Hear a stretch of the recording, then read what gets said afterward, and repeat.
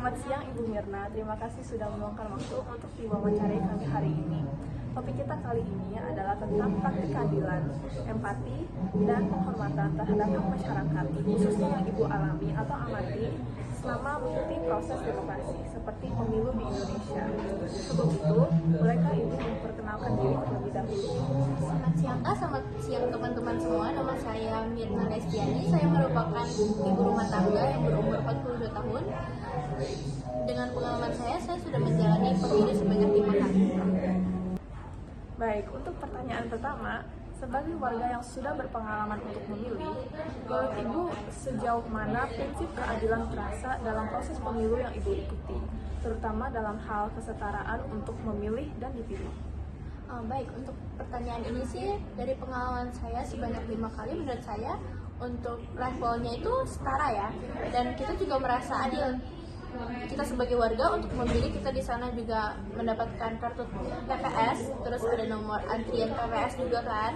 Nah, tetapi menurut saya kewajiban kita untuk memilih itu udah pasti ada, namun untuk kita secara misalnya kita mencalonkan diri untuk dipilih, itu tuh kita membutuhkan uang yang besar untuk membuat kampanye-kampanye dan membutuhkan support dan backingan terhadap kayak grup-grup gitu kan, untuk membuat suara kita tuh semakin tinggi. Jadi menurut saya tantangan yang ada itu bukan untuk memilih, tetapi dalam hal dipilihnya itu lebih ribet dan lebih sulit dibanding untuk kita memilihnya. Menarik sekali ya Bu. Selanjutnya, apakah Ibu pernah merasa hak-hak Ibu sebagai pemilih tidak dihargai oleh para calon atau penyelenggara pemilu? Boleh diceritakan pengalamannya? Menurut pengalaman saya sih sebelumnya pasti ada sih yang begitu. Terutama di pemilihan kemarin itu ada satu calon, cuman saya nggak akan mention namanya siapa. Jadi calon ini tuh janjinya tuh meyakinkan. Nah begitu sekarang dia sudah dipilih, janjinya tuh udah kayak nggak dilakukan lagi, nggak diberlakukan lagi, jadi kayak hilang gitu aja tuh, kayak ditelan gitu. Nah itu tuh saya merasa kayak kecewa aja. Kenapa kita memilih itu bukan sekedar memilih, bukan sekedar kayak langsung asal coblos, kita juga ingin dengar aspirasinya. Sedangkan dia memiliki janji yang sangat meyakinkan dari awal dan kita yakin bahwa dia akan melakukan itu, tetapi nyatanya dia tidak melakukan hal itu gitu. Jadi saya sebagai pemilih sih kecewa akan hal itu. Ya Bu, itu poin yang sangat penting. Namun untuk pertanyaan ketiga, bagaimana Ibu menilai empati dari para calon pemimpin? Apakah kampanye mereka dapat mencerminkan bahwa mereka memahami dan merasakan kesulitan yang dialami masyarakat?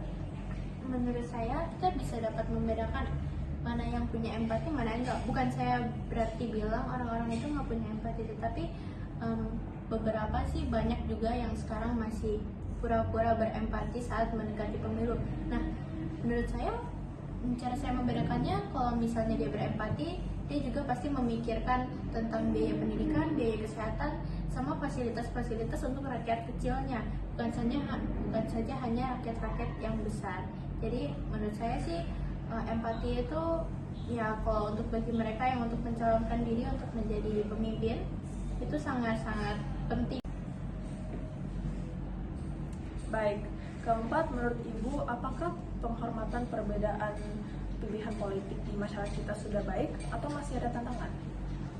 Dibandingkan yang kita dulu itu sebenarnya sudah lebih baik, tetapi masih tetap ada perbedaan politik, kayak semacam kita beda milihnya, yang satu milihnya A, satu milihnya B. Nah itu bisa kadang sindir-sindiran atau gimana gitu di media sosial. Tapi di pertemanan dan tetangga saya, di lingkungan saya selalu menerapkan kata-kata ini.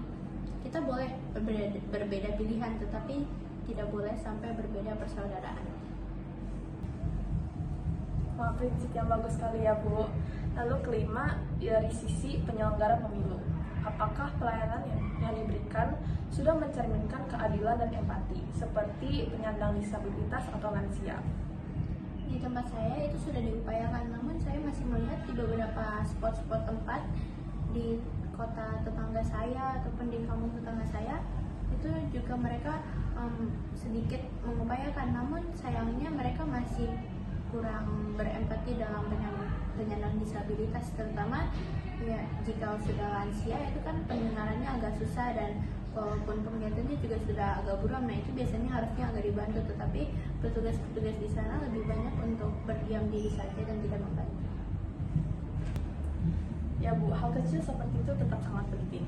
Lalu Ibu sebagai masyarakat yang telah menggunakan hak pilih, apa harapan Ibu terhadap perbaikan praktik keadilan dan empati dalam pemilu-pemilu yang mendatang?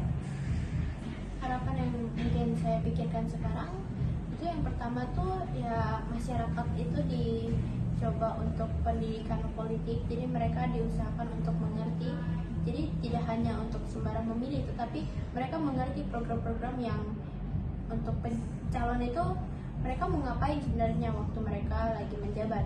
Dan yang kedua mungkin saya ingin sekali ada program yang memaksakan pencalon yang memang sudah menjabat itu mereka melakukan gitu, tidak hanya ditenggelamkan janji-janji mereka, tetapi mereka melakukan karena adanya program tersebut. Jadi program tersebut mengharuskan mereka untuk mengerjakan apa yang mereka sudah janjikan.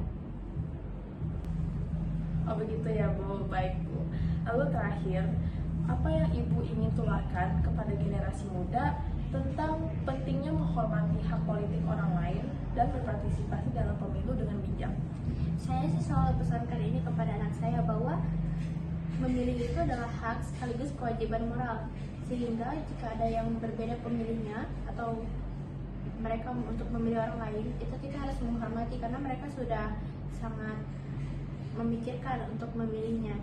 Dan pemilu juga merupakan momentum kita untuk membangun bangsa dengan cara yang paling damai, yaitu melalui suara.